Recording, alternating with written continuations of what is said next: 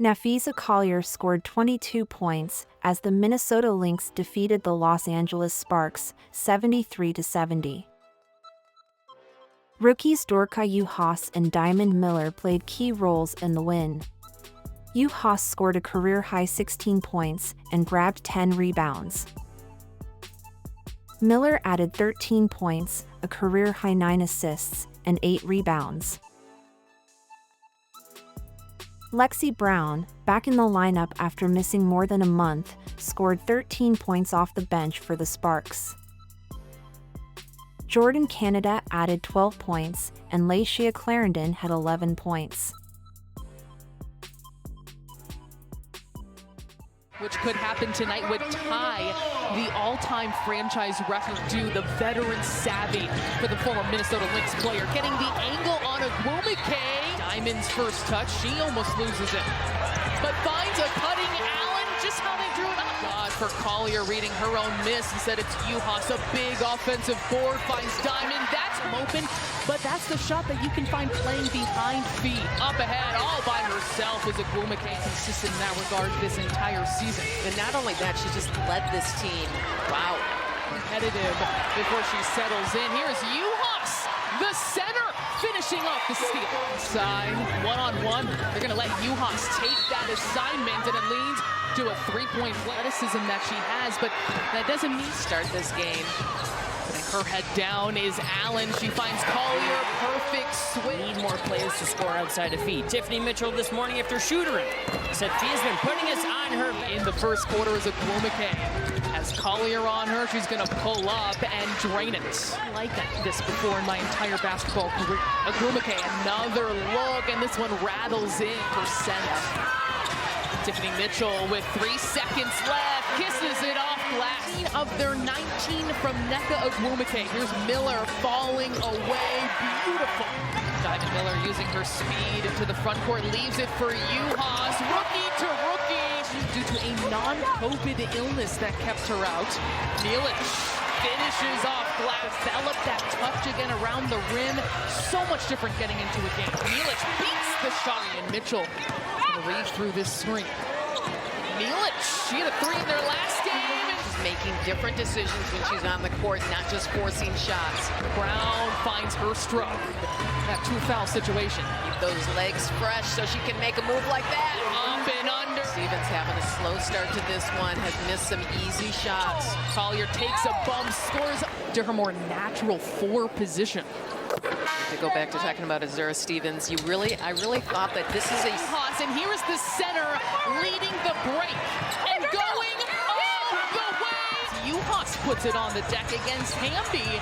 The drop step, and good in favor of Minnesota. A kick out to Carlton, looking to get in on the action. This game with a couple offensive rebounds, that seemed to set the tone, and she is feeling it. And they almost turn it over. Clarendon moves it over to Samuelson. They needed to get start of the third quarter. Alex Zappa standing by with Lynx assistant coach Elaine Powell. Shooting it from outside the paint as well. Lob inside, Ogwumike to Stevens. Team can be 3 straight turnovers for LA as Juhasz, an open lane. In there by Samuelson. Canada tight roping along the baseline. Ogwumike quite vertical when you jump. Coach Reed thinks about it. She usually lets the official know. Cuts to the basket, again collapsed upon, finds Collier, and she finishes. A connection that Lynx fans are excited to see for many years to go away. Minnesota very active defensively. 2 seconds for Clarendon, and they are fouled.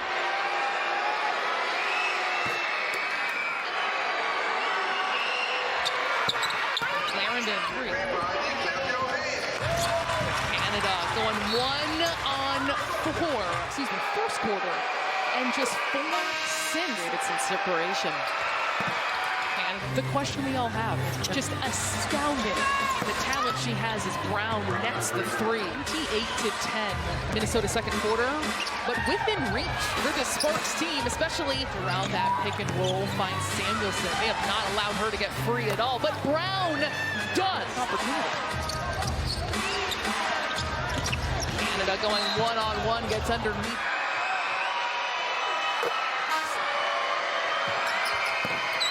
final minute. Defensive stop right here. Brown puts up the reverse. It's for Minnesota and her first time since June 3rd after a couple ankle injuries.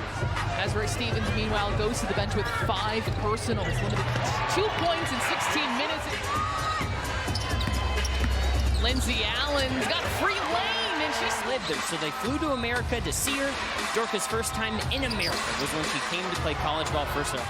And it is one and done for Minnesota. Hamby leaks out ahead, and a whistle. It's going to be an easy 2 right there. That offensive rebound. Kayla McBride with the closeout right there. And she's rewarded with 2 for 6 as Canada tips it to herself. Into the lane, and she won't be stopped. McBride takes it away. Up ahead to Collier, and she's got it. Diamond Miller, Napheesa Collier, and Dorka Juhasz. The team, it was a difficult shot, and that's what the Lynx wanted to do, is make it difficult. Speaking of difficult, biggest part of growth this season is McBride misfires. Miller is fouled. Hard to get herself to the free throw line. Not too soon to see at hockeydaymn.com/ticker, plus a whole lot of deflections and on-ball defense. Here is Allen sweeping through, but Allen as a starter averaging. It's a nice balance. She has been good for this team this season, especially. All the intel that Cheryl Reeve got coming in was this competitive. Collier gets around Brown. Still 43 seconds to go at this point. And Minnesota in a position. They're open. Minnesota pushing them far away from the three-point line, but that will open things up for Canada. This team down by 3. Baseline looking for Ogwumike. 3 seconds left. She throws up a 3. It just rims out. 73-70.